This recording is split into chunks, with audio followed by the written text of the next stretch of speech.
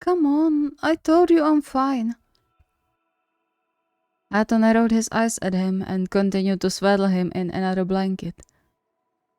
And I told you I'm not going to risk anything. You're paler than the tiles in bathroom, and don't think I didn't see you leaning on everything when you stand. But I need to go to work. Hayato huffed and adjusted the last corner of the blanket in a way that she could barely move. You can't hold me home against my will. There's a law against it, remember? It's for your own good. I will tie you to the bed if you even think about going to work today. What if you get sick on the way and fall under a car? Or what if you faint and someone hurts you? I'm not going to risk that. You are staying home today, my last word.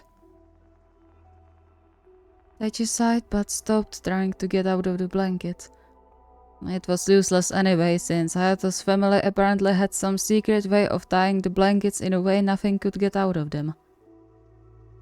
Besides, he really wasn't feeling well that day. He almost couldn't sleep these days, nightmares chasing the sleep away from him, waking him up almost every hour drenched in cold sweat and short of breath. He didn't even remember what most of them were about, just that he was terrified of closing his eyes again. He didn't tell Hayato about it. His fiancée surprisingly didn't wake up throughout the night, and Taichi was adamant to keep it that way. Now that Hayato slowly started to get back into practices with his team, he needed all the rest he could get. A few nightmares were nothing compared to that. But he didn't quite expect Hayato to switch into his full care mother hen mode when he saw him falter a bit when his head spun. I'll get fired like this. Hayato clicked his tongue and rushed to the kitchen. Who cares? If they think mixing drinks for drunks is more important than their barman's health, then they don't deserve you anyway. But we need to pay the bills. We can make it just fine. I'll soon get back my full salary and then everything will come back to normal. Taichi sighed again and tried to relax into the burrito Hayato made of him. He would never admit it out loud, but his head was really killing him at that moment and he felt completely drained of all energy. Yet he couldn't do anything about it because as soon as he closed his eyes, he was thrown back into the swirl of nightmares. He didn't want to worry Hayato, but the more he thought about it, the weaker he felt. As if his body was slowly but surely changing into goo. He leaned his head on the couch headrest and reluctantly closed his eyes, praying to be spared of the nightmares, at least for one day. Or just a few hours, that would be enough. He refused to even think about the challenge at this point. 1, he didn't want to do it anyway, and 2, he was too tired for it. Aya doesn't get scared anyway, so what's the point? The sounds around him got quieter, and then disappeared completely.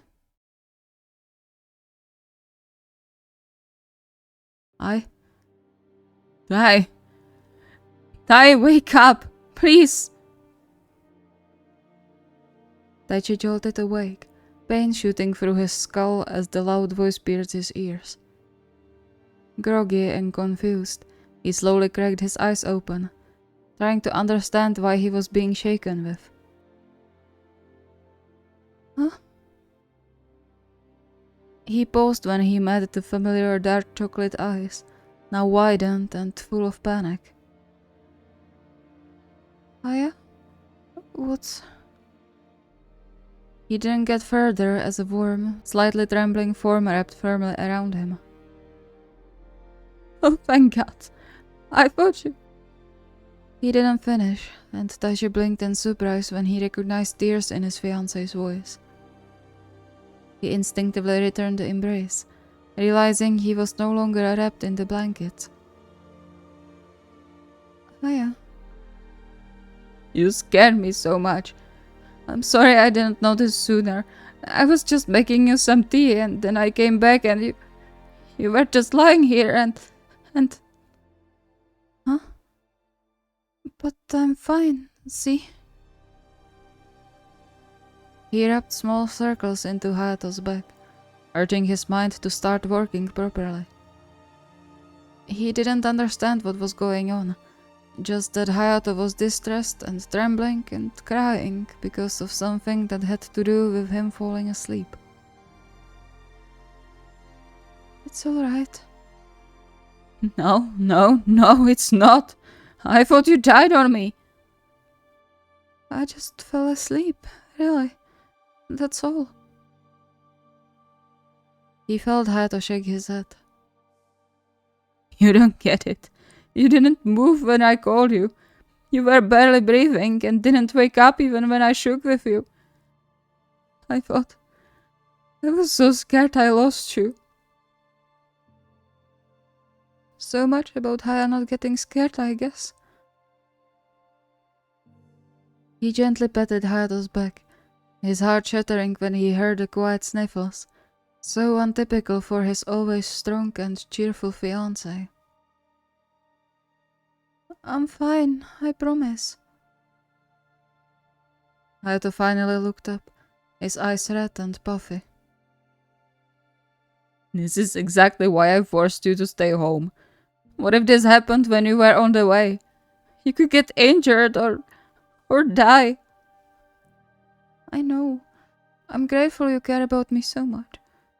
Thank you. Hayato hid his face in Daichi's chest, clutching his t-shirt as if he was scared Daichi would disappear if he let go. Daichi just continued to caress his back, humming quietly in hopes it would help calm Hayato down. He wondered if he was so tired he just fell into such a deep slumber, or whether there was something happening to him for real. He bit his lip, worry spiking in his chest. Maybe I should go to a doctor. Could be the family curse acting up.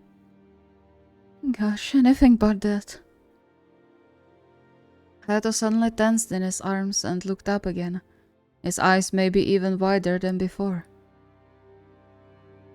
What's wrong? Your heart sped up just now. Oh, really? It's nothing. I'm just glad you're with me. Hayato didn't look convinced, though Daichi wasn't surprised.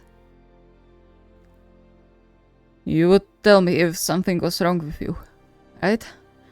You would. Of course. I'm fine, really. But would you please get my phone? I need to go to work, I won't come in today. Giving him a quick kiss, Hayato got up and rushed to fetch the phone. Daichi then sighed deeply and rubbed his face, noticing a bruise appeared on his forearm even though he didn't hit himself anywhere. Maybe the doctor's visit isn't a bad idea.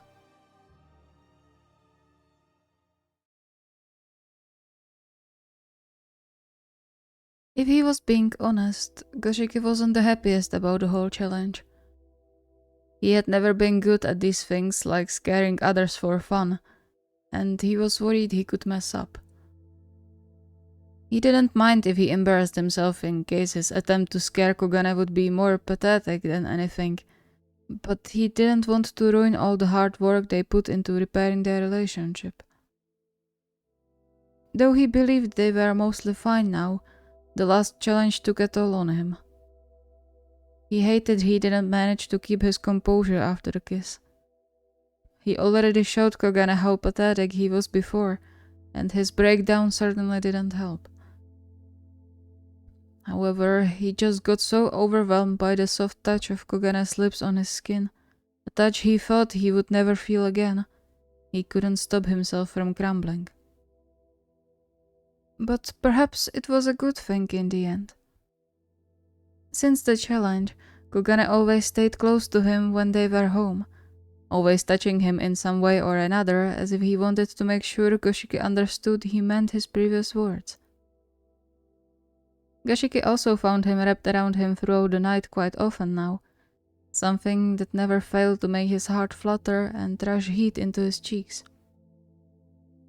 He found it adorable and sweet, and relished those moments like the most precious time in the world, because there was no guarantee it would last for long. He could mess up again at any time. One slip up, and it could end up even worse than before. He didn't want that. And so he found himself sitting slumped on the couch, his head in his palms, thinking about how to make the challenge work without endangering all they worked so hard for recently. Then the sun said it doesn't have to be a jump scare, so maybe I could try something else? But what?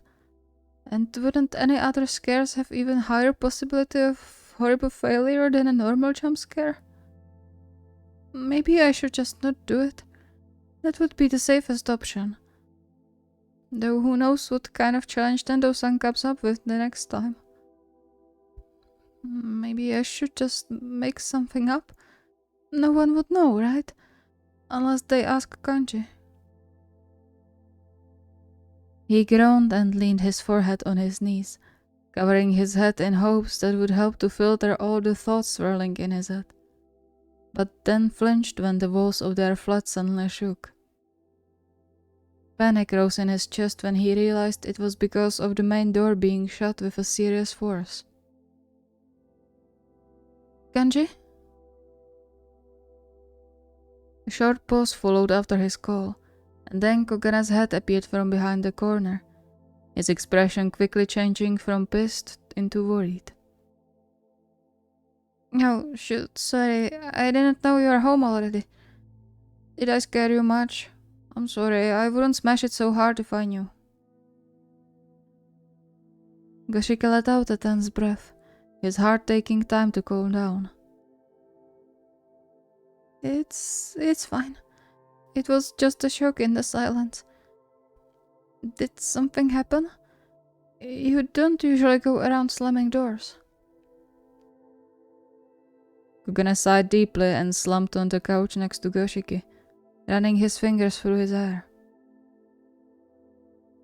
I'm just so frustrated.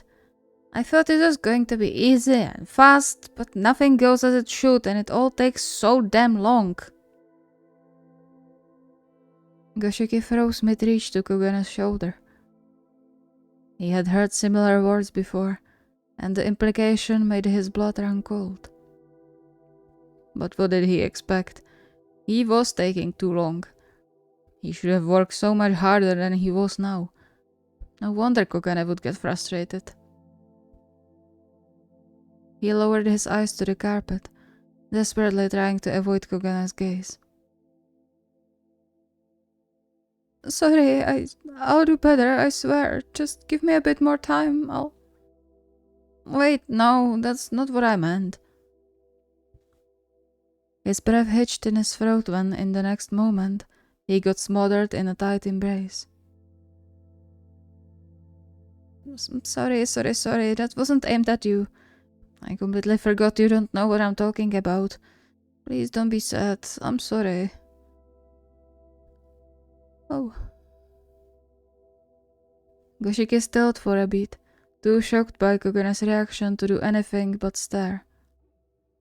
Then he slowly moved his arms to Kogane's chest, clinging to his shirt as he snuggled as close as possible, battling the pressure building behind his eyes. I'm sorry, Tsu. I'm just doing a little investigation. Nothing you would have to worry about, I promise. You're doing great, and it's completely fine that you go by your own pace. Just look where we are now. We are good, right? Goshiki sniffed softly and nodded, hiding his face deeper into Kogane's shoulder. Yeah. Sorry, I shouldn't be so clingy. Clicking his tongue, Kogane tightened his embrace just enough for Goshiki to know he wouldn't be able to pull away even if he tried. Nah, I like it when you are. Remember when you sat on my lap the first time? That was great. You... really? Yeah, we should do stuff like that more often. Goshiki whined quietly, unsure if he deserved all of this. I would love that. Kogane chuckled, the vibrations of his laugh resonating through his chest and warming Goshiki's heart. It had been quite a while since he last heard and felt Kogane laugh, and suddenly he didn't know what to do with himself other than melt in his boyfriend's arms. They sat like that for a while that could be both a minute and an hour before Kogane pulled away to cup Goshiki's cheek. By the way, why were you sitting here all slumped when I came?